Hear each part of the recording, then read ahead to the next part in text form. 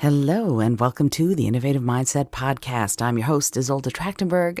Thank you so much for being here. As you know, on Thursdays on the show, I am currently reading my entire book, Speak From Within.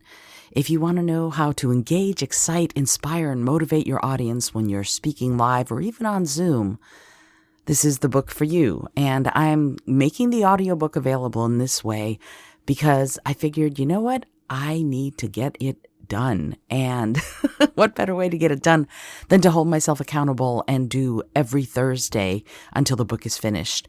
We've already done the first 4 chapters, and I'm going to be hurrying up and starting chapter 5 any second now. I just wanted to make sure that I was actually recording there. All right, here we go. By the way, you're not going to be able to get this anywhere except here. I will not be making it available on Amazon. The only place you're going to be able to get the entire audiobook after I'm done recording it on these Thursday episodes is on my website. You'll be able to purchase it if you want, or you can come and listen every Thursday and get the book right now. All right, here we go. Chapter 5, Let's Talk Loud. Before we go any further, let's explore what it means to be loud.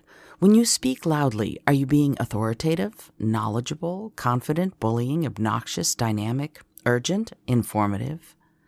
A number of scenarios come to mind when we think of someone speaking loudly or shouting. They could be warning us of danger. They could be chiding us. They could be excited and enthusiastic about sharing their excitement.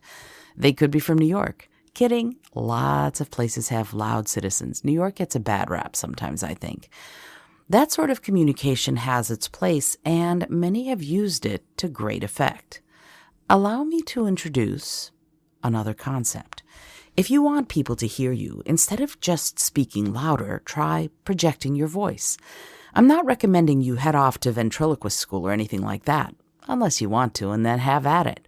Rather, I'm talking about engaging your voice and employing a technique that allows you to fill the space in which you're speaking. When you do so, you will also engage every single person who hears you. Think about the singers and orators of a century or more ago.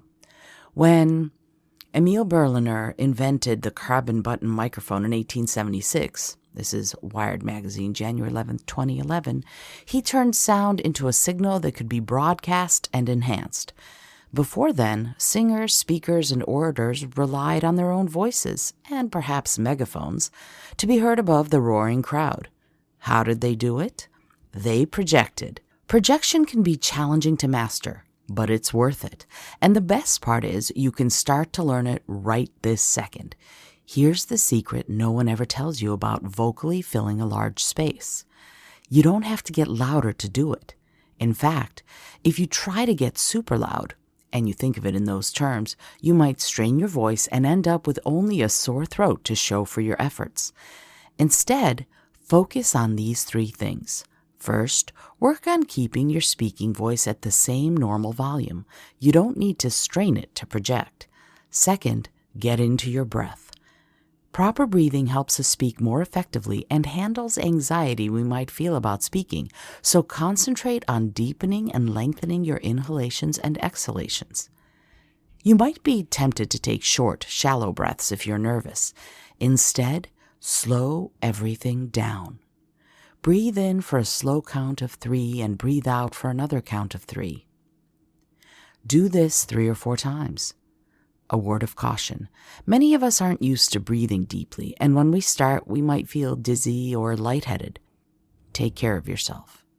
If you start feeling lightheaded, take a seat until the feeling passes. When you increase the flow of oxygen into your bloodstream, your body loves it, but might have a bit of trouble dealing with it. So get used to the deeper breaths before you take it out on the road, as it were. Once you have the deeper breath going, make sure your shoulders aren't rising on your inhalations. Rather, see if you can make your belly expand on the inhale and contract on the exhale. Don't force it, but instead allow the natural expansion and contraction to occur. Here's a helpful metaphor. Imagine you're a balloon. When the balloon inhales, quote unquote, it is getting filled with air.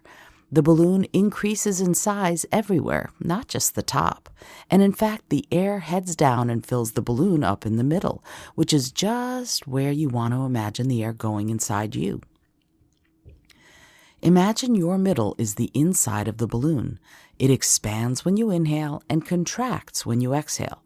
Now, let's say you want to deflate the balloon in a controlled manner. You will pinch the opening so that the balloon doesn't deflate too quickly. When the balloon deflates, each side of the rim of the opening rubs against the other, and the vibration of the air escaping makes that high-pitched sound as it rushes past, which describes almost exactly what's happening with your own vocal cords when you make a sound and support it with your breath. The vocal cords, or folds, are responsible for the actual sound of your voice. Most people know them as vocal cords, but they're shaped more like folds. For a more in-depth look at how the vocal apparatus works, please see the Journal of the American Medical Association, JAMA, article, JAMAnetwork.com/journal/JAMA/article-abstract/3733747. I'm going to put that whole link in the show notes so you don't have to type that all out. All right, here's a mission. Mission: fun with balloons. Find a balloon and blow it up. Pinch the opening almost shut with your hand, and then with the other, gently squeeze the balloon in a controlled fashion. You should hear a sound emanate from the opening of the balloon. The softer and more controlled the squeeze, the more consistent the sound that comes out. If you push too hard, the sound will shriek and end too quickly. If you push too softly or inconsistently, that too will impact the quality of the sound. A controlled, gentle push from the bottom of the balloon will give you the most consistent and long-lasting sound.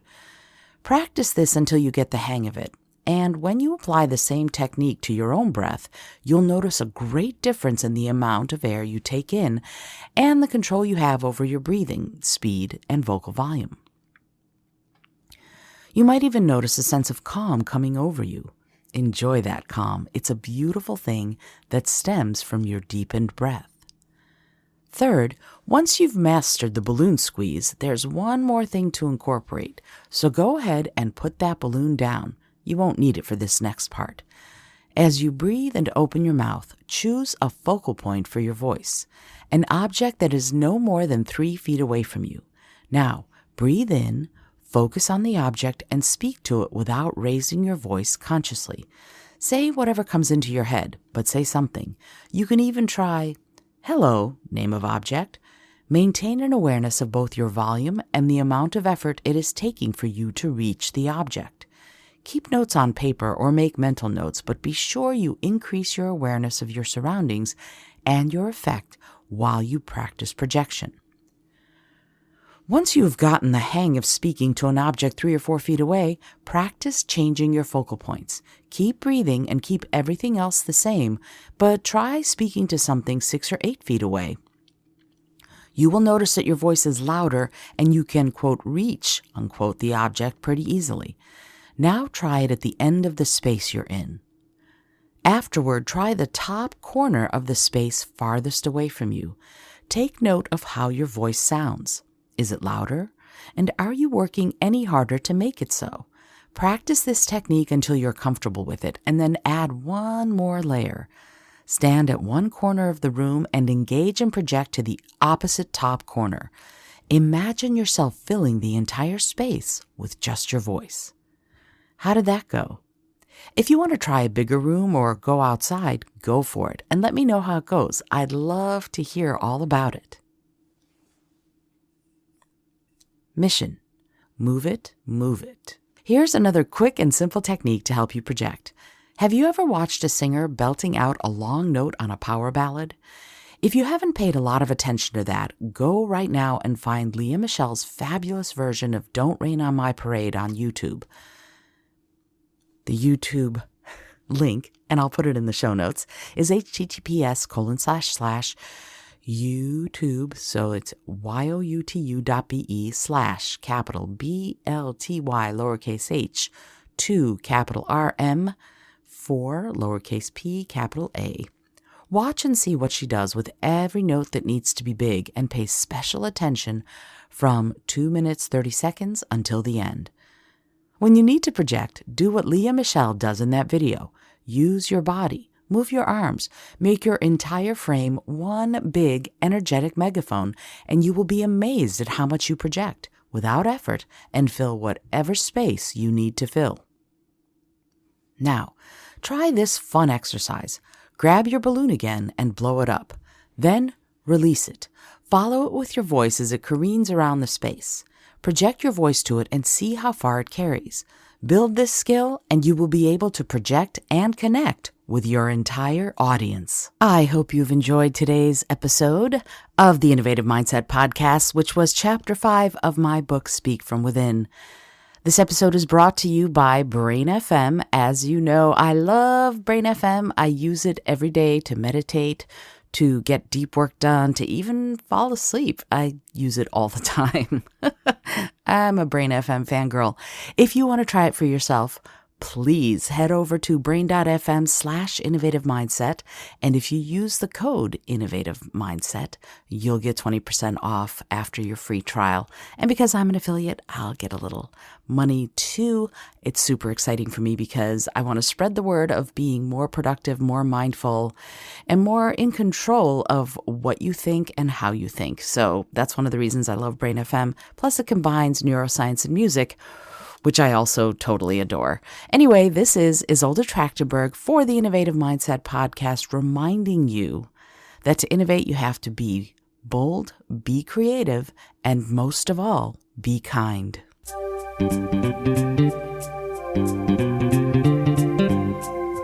Thank you so much for joining me today. I really appreciate you being here. Please subscribe to the podcast if you're new, and it would mean the world to me if you told a friend about it. Today's episode was produced by Isolde Trachtenberg and is copyright 2021. As always, please remember this is for educational and entertainment purposes only. Past performance does not guarantee future results, although we can always hope. Until next time, remember to be bold, be creative, and most of all, be kind.